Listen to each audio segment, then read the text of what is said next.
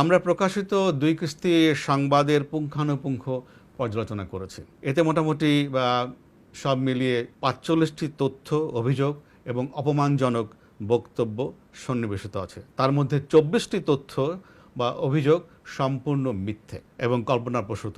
২টি বিষয়কে ৭ বার পুনরাবৃত্তি করা হয়েছে এবং ২টি বিষয় তথ্যকে ভুল প্রেক্ষাপটে বিকৃতভাবে পরিবেশন করা হয়েছে। বাকি ১০টি অভিযোগ বা তথ্যকে ফুলিয়ে ফাঁপিয়ে শুধু তিলকে তাল নয়, তাল গাছের ঝাড় সমেত তাল বানিয়ে ভুলভাবে উপস্থাপন করা হয়েছে।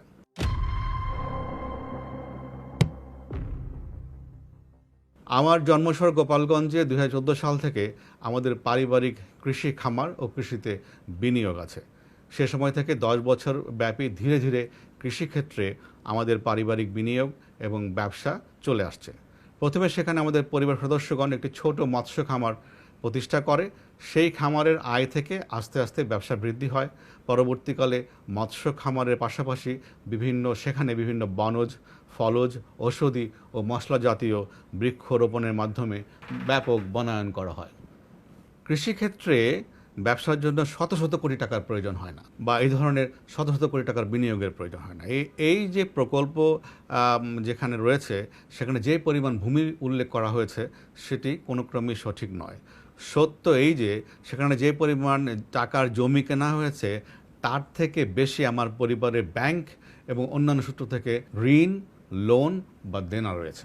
এটি মূলত তাদের ব্যবসায়িক আয় এবং ব্যাংক এবং অন্যান্য সূত্র থেকে সংগৃহীত লোনের মাধ্যমে এই ব্যবসা প্রতিষ্ঠানকে তারা ধীরে ধীরে গড়ে তুলেছে।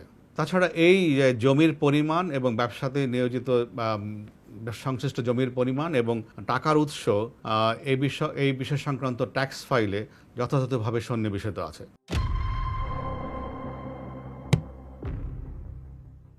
আমি সরকারি চাকরিজীবী হলেও আমার স্ত্রী এবং পরিবারের সদস্যদের এদেশের ব্যবসা বাণিজ্য করার সাংবিধানিক অধিকার রয়েছে। আমার সরকারি চাকরি কোনো মতেই এদেশে তাদের ব্যবসা বাণিজ্য করা বা সম্পত্তি অর্জনের ক্ষেত্রে বাধা হয়ে দাঁড়াতে পারে না। আমাদের দেশের সংবিধান এবং তাদের মৌলিক অধিকারের যে সুযোগ রয়েছে সে অনুযায়ী এটা কখনই তাদের কাছে কোনো ধরনের বাধা হতে পারে না। আমার স্ত্রীর পরিবার সম্পর্কে অত্যন্ত আপত্তিজনক মন্তব্য করা হয়েছে। তার পিতা বাংলাদেশের একজন পদস্থ সরকারি কর্মকর্তা ছিলেন। তার পরিবারের সদস্যবৃন্দ সমাজে প্রতিষ্ঠিত। আমার স্ত্রী বিগত ২৪ বছর ধরে তার ব্যক্তিগত ও ব্যবসায়িক আয়ের বিপরীতে সরকারকে ট্যাক্স প্রদান করে আসছে। আরও দুঃখের বিষয়, ক্ষোভের বিষয় এই যে বাংলাদেশের সংবিধান অনুযায়ী প্রত্যেক মানুষের ব্যক্তিগত গোপনীয়তার অধিকার রয়েছে, কিন্তু এই সংবাদ সমূহেতে আমার পরিবার সদস্যদের পাসপোর্ট, তাদের এনআইডি, তাদের ইমেইল নাম্বার এগুলোকে এক্সপোজ করে দেওয়া হয়েছে। ফলে তাদের ব্যক্তিগত গোপনীয়তা মারাত্মকভাবে লঙ্ঘিত হয়েছে।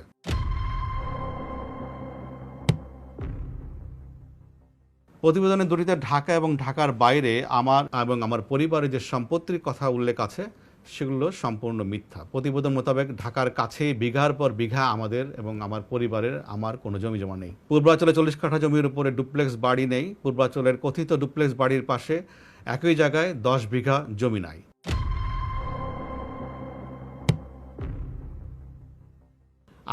আমার ৩৫ বছরের চাকরি জীবনে বেতন ভাতার যে কাল্পনিক হিসাব প্রকাশ করা হয়েছে সেটিও ভুল এবং খুবই অপমানজনক। প্রতিবেদনে দাবি করা হয়েছে যে আমার অবসরের পর তথাকথিত থলের বিড়াল বেরিয়ে এসেছে। এই ধরনের শব্দ প্রয়োগও খুবই আপত্তিকর। আমাদের পারিবারিক ব্যবসা ২০১৪ সাল থেকে প্রতিষ্ঠিত হয়েছে এবং বিগত ১০ বছর ধরে আমাদের পারিবারিক ব্যবসা প্রকাশ্যে এবং সর্বসম্মুখে পরিচালিত হয়ে আসছে। আমাদের পারিবারিক মৎস্য প্রজেক্ট ইতিমধ্যে জাতীয় পর্যায়ে মৎস্য চাষের জন্য স্বর্ণপদক প্রাপ্ত হয়েছে এবং এছাড়াও একাধিক পুরস্কার প্রাপ্ত হয়েছে। আমাদের মৎস্য চাষের যে প্রজেক্ট রয়েছে, পারিবারিক প্রজেক্ট, সেটি পুরস্কারের মাধ্যমে স্বীকৃতি লাভ করেছে এবং এটি একদিনই হয়নি, এটি বছরের পর বছর ধরে তাদের শ্রম এবং ঘামের মাধ্যমে অর্জিত হয়েছে। এবং এই যে তাদের যে চেষ্টা, সেই চেষ্টাকেও এই ধরনের সংবাদ প্রকাশের মাধ্যমে আমি মনে করি যে অপমান করা হয়েছে।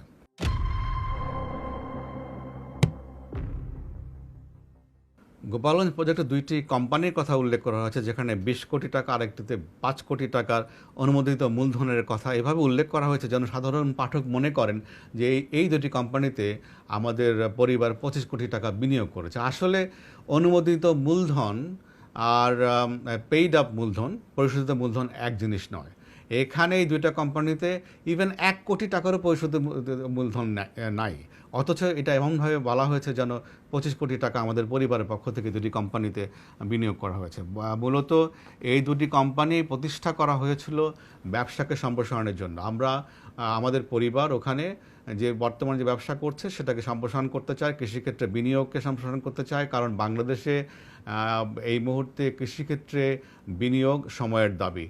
তো এটা নিয়ে পরে কোনো এক সময় কথা বলবো। তো আমরা যেটা বলতে চাই সেটা হচ্ছে মূলত দুটি কোম্পানি প্রতিষ্ঠা করা হয়েছিল আরও বড় আকারে ব্যাংক লোন নেওয়ার জন্য, কিন্তু ব্যাংক লোনের জন্য আবেদনও করা হয়েছিল, কিন্তু সে সময় করোনা প্রভাব এবং পরবর্তী সময়ে রাশিয়ান ইউক্রেন ওয়ার, জাতীয় আন্তর্জাতিক অর্থনৈতিক মন্দা, বিভিন্ন কারণে এই ব্যাংক লোনের ব্যাংকের সংকোচন নীতির কারণে এই লোন স্যাংশন সম্ভব হয়নি। ফলে যেটা হয়েছে যে কোম্পানিগুলোর কথা বলা হয়েছে কোনোটি আজ পর্যন্ত ব্যবসাতেই আসেনি।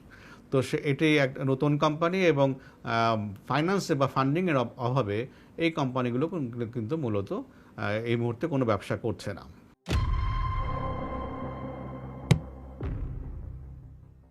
প্রকল্প এলাকার নাম বেনজিরের চক হিসেবে প্রতিবেদক দাবি করেছেন। এটিও আসলে প্রতিবেদক নিজস্ব একটি আবিষ্কার, কারণ এই ধরনের কোনো চক বা বেনজিরের চক নামে কোনো জায়গা প্রকল্প এলাকায় নাই।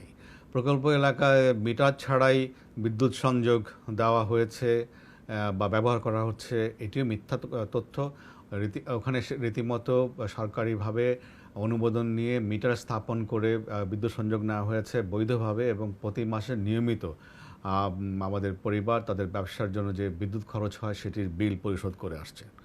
এখানে চাপ ও ভয়ভীতি দেখিয়ে জমি ক্রয়ের কথা বলা হয়েছে, যেটিও আমি মনে করি এটা অসম্ভব কল্পনা। কারণ হচ্ছে এটি মাননীয় প্রধানমন্ত্রীর নিজ জেলা এবং প্রকল্প এলাকাটি মাননীয় প্রধানমন্ত্রীর সংসদীয় আসন সন্নিহিত, এবং ফলে এই ধরনের একটা জায়গায় গায়ের জোরে বা ক্ষমতা দেখিয়ে বা অন্য কোনো ভাবে শক্তি প্রয়োগ করে জমি কেনার চিন্তা একটা অসম্ভব কল্পনা।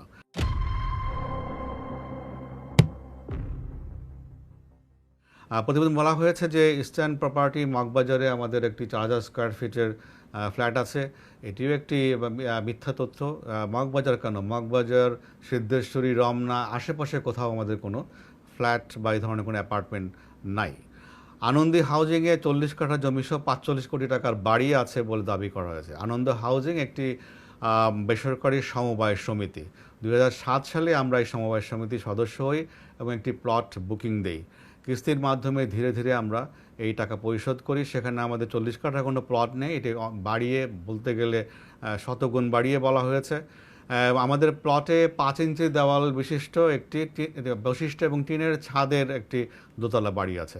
তো এই ধরনের একটা বাড়ির দাম 45 কোটি টাকা হবে, এবং যেখানে যে হাউজিংয়ে এখন পর্যন্ত নাগরিক সুবিধা গড়ে ওঠেনি, রাস্তাঘাট তৈরি হয় নাই, বিদ্যুৎ সংযোগের ব্যবস্থা নাই, পানির ব্যবস্থা নাই, গ্রামের মধ্যে এই ধরনের একটা প্লটের উপরে টিনের ছাদ বিশিষ্ট বাড়ির দাম 45 কোটি টাকা হবে, এটি রীতিমতো এই ধরনের দাবি করার রীতিমতো হাস্যকর।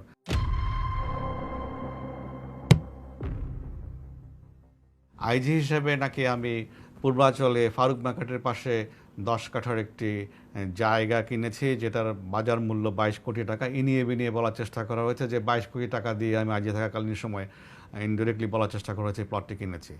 আমি আইজি কেন, ডিজি হিসাবে, কমিশনার হিসেবে কোনো মেয়াদেই আমি পূর্বাঞ্চলে কোনো প্লট কিনি নাই। 2001 সালে রাজু যখন সরকারিভাবে আবেদন আহ্বান করে, তখন আমি আবেদন করে সরকারি কোঠায় একটি 10 কাঠার প্লট বরাদ্দপ্রাপ্ত হয়েছিলাম, আজ থেকে প্রায় 23 বছর আগে, এবং সেটিও আমরা আমাদের পারিবারিক এবং নিজস্ব অর্থের প্রয়োজনের কারণে বিক্রি করে দিয়েছি। এই মুহূর্তে পূর্বাঞ্চলে আমাদের কোনো ধরনের কোনো জমি প্লট কিছুই নেই।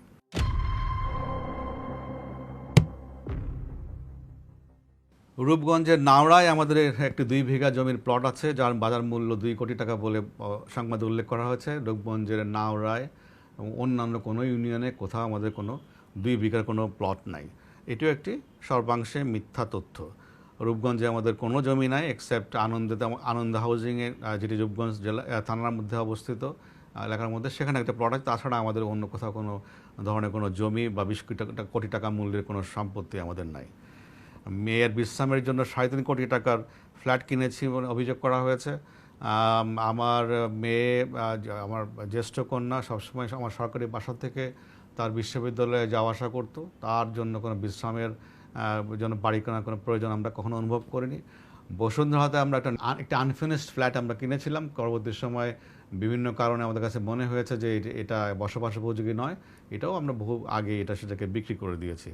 সেই ফ্ল্যাটে নাকি একটা 50 লক্ষ টাকা দামের দরজা আছে, রেফারেন্স হচ্ছে, বরাত হচ্ছে বাড়ির দারোয়ান। তো বাড়ির দারোয়ান কিভাবে দরজার দাম জানলো, সেটাই হলো আমাদের একটা বিরাট প্রশ্ন। একটা দরজা সাধারণত 21 স্কোয়ার ফিট থেকে সর্বোচ্চ 32 স্কোয়ার ফিট কাঠ থাকতে পারে। যদি একটা সেই দরজার দাম 50 লক্ষ টাকা হয়, তাহলে একটা প্রতি স্কোয়ার ফিট কাঠের দাম পড়ে 2.25 লক্ষ টাকা। এটা এত মূল্যমানের পৃথিবীতে কোন কাঠ আছে আমাদের জানা নেই। তো এটাও একটি আমি মনে করি হাস্যকর, আমি মনে করি যে মিথ্যা, নির্জলা মিথ্যা সংবাদ, শুধুমাত্র চরিত্র হননের জন্য যেগুলো করা হয়েছে।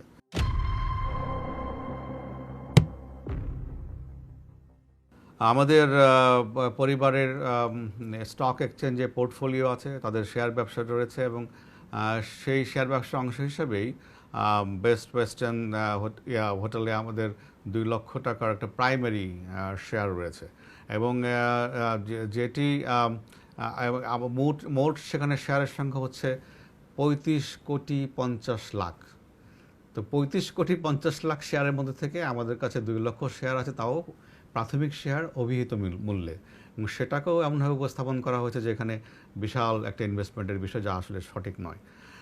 তাছাড়া দাবি করা হয়েছে যে পদ্মা ব্যাংকের শেয়ার কিনেছি আমরা, কানাডিয়ান বিশ্ববিদ্যালয়ের মালিকানা আমরা কিনেছি। পদ্মা ব্যাংকে আমাদের কোনো শেয়ার নাই, কানাডিয়ান বিশ্ববিদ্যালয়েও আমাদের কোনো শেয়ার নাই, কানাডিয়ান বিশ্ববিদ্যালয় এবং পদ্মা ব্যাংকের কোনো মালিকানা নাই, কোনো বিনিয়োগ কিছু নাই আমাদের।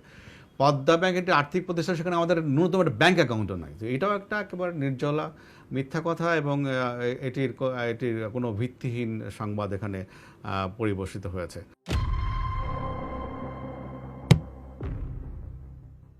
দুবাইতে 100 কোটি টাকার হোটেল ব্যবসা, সিঙ্গাপুরে 1.5 কোটি টাকার সোনার ব্যবসা, থাইল্যান্ড এবং মালয়েশিয়াতে জমি কিনেছি মর্মে দাবি করা হয়েছে। দুবাইতে আমাদের 100 কোটি টাকার কোনো হোটেল ব্যবসা নাই, সিঙ্গাপুরে আমাদের কোনো সোনার ব্যবসা নাই, এবং থাইল্যান্ড এবং মালয়েশিয়াতেও যে ধরনের গয়রহ কথা বলা হয়েছে যে জমি কিনেছি আমরা, এই ধরনের কোনো জমি আমাদের সেখানে নাই। দুবাইয়ের কেন্দ্রস্থলে কনকর্ড হোটেলে মোটা অঙ্কের শেয়ার রয়েছে মর্মে দাবি করা হয়েছে। আমরা দুবাইতে ওই হোটেলে খোঁজ খবর করেছি। এই হোটেলটিতে কোনো শেয়ার মালিকানায় পরিচালিত হয় না। এটি একটি একক মালিকানাধীন হোটেল, এবং আমরা জেনেছি, এবং এর মালিক হচ্ছে স্থানীয় একজন আমিরাতি। তো এটাও একটি মিথ্যা তথ্য। এখানে আমাদের কোনো, এই হোটেলের মালিকানায় আমাদের কোনো শেয়ার নাই। সিঙ্গাপুরের তথাকথিত নিজে জুয়েলার্সে আমাদের মালিকানা আছে, যেটি দাবি করা হয়েছে যে মোস্তফা সেন্টারের আশেপাশে কোথাও।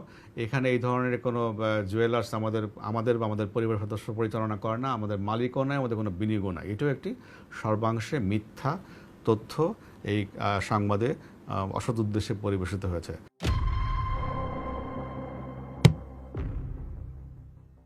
সোনালী ব্যাংক থেকে বিপুল অঙ্কের লোন নিয়ে বিদেশে পাচার করার অভিযোগ করা হয়েছে। পাচার নয়, লোন নিয়ে আমরা আমাদের গোপালগঞ্জ প্রজেক্টে ইনভেস্ট করেছি, বিনিয়োগ করেছি, এবং সেখানে বড় বড় সাইনবোর্ড লাগানো আছে যেটা সোনালী ব্যাংকের এখানে আমাদের ঋণ রয়েছে, এই ধরনের সাইনবোর্ড প্রকল্প লেখা রয়েছে। তো এটিও তার জানা সত্ত্বেও যে এটি এখানে লোন রয়েছে এর প্রকল্পে, এবং লোন নিয়ে এই বিজনেস করা হচ্ছে, তারপরেও এটাকে আমি মনে করি যে অসত্যভাবে, বিকৃতভাবে তথ্য উপস্থাপন করা হয়েছে, যে শুধুমাত্র আমার এবং আমার পরিবারের চরিত্র হনন করার জন্য, এবং আমাদের অপমানজনক তথ্যের মাধ্যমে বিব্রত করার জন্য।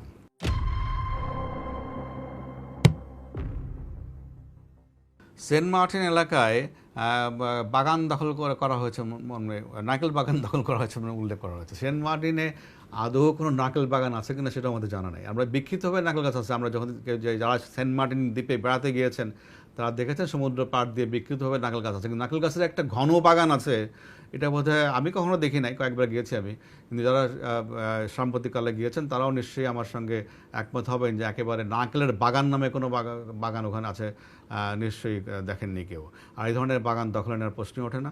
আমি একজন দায়িত্ববান সরকারি কর্মকর্তা হিসেবে আমার পরিবার বা আমি কারো জমি দখল বেদখলের সঙ্গে কোনো ক্রমেই নৈতিকভাবে বা অন্য কোনোভাবে জড়িত হওয়ার প্রশ্নই ওঠে না। আর সেখানে বিভিন্ন দাগ নাম্বার উল্লেখ করে বিভিন্ন সম্পত্তির পরিমাণ উল্লেখ করা হয়, যেগুলো যোগ করে দেখবেন, যোগ করলে হয় 164.39%। কিন্তু দাবি করা হয়েছে যে আবার আরেক পাড়ায় যেখানে আমাদের 418% জমি রয়েছে। তো যোগফল মানে কি এখানে ম্যাথামেটিক্সেরও সমস্যা আছে। তো এখানে আমাদের এই ধরনের কোনো জমি না, আমাদের একটা প্লট আছে বহুদিন আগে, প্রায় আজ থেকে প্রায় 17 বছর আগে আমাদের একটা প্লট কেনা আছে ওখানে। আর আপনারা জানেন যে কিছু বছর আগে হাইকোর্ট থেকে নিষেধাজ্ঞা দেওয়ার কারণে ওখানে সব ধরনের কনস্ট্রাকশন বন্ধ রয়েছে।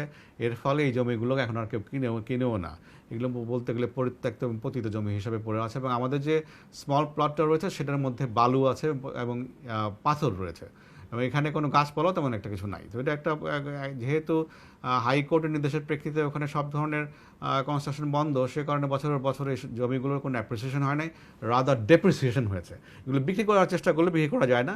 আর যে পরিমাণ সম্পত্তির কথা বলা হয়েছে সেটা সঠিক নয়, এবং এই যে আমরা যেটা কিনেছি সেটা আমাদের ট্যাক্স ফাইলে উল্লেখ করা আছে এবং এটার সোর্সও ট্যাক্স ফাইলে বর্ণনা করা আছে। আর শেষ কথা এই যে আমার পরিবারের যে সম্পত্তি রয়েছে তার প্রত্যেকটির বিপরীতে অর্থের উৎসের সহকারে সংশ্লিষ্ট ট্যাক্স ফাইলে যথাযথভাবে সেগুলো বর্ণিত আছে, সন্নিবেশিত আছে।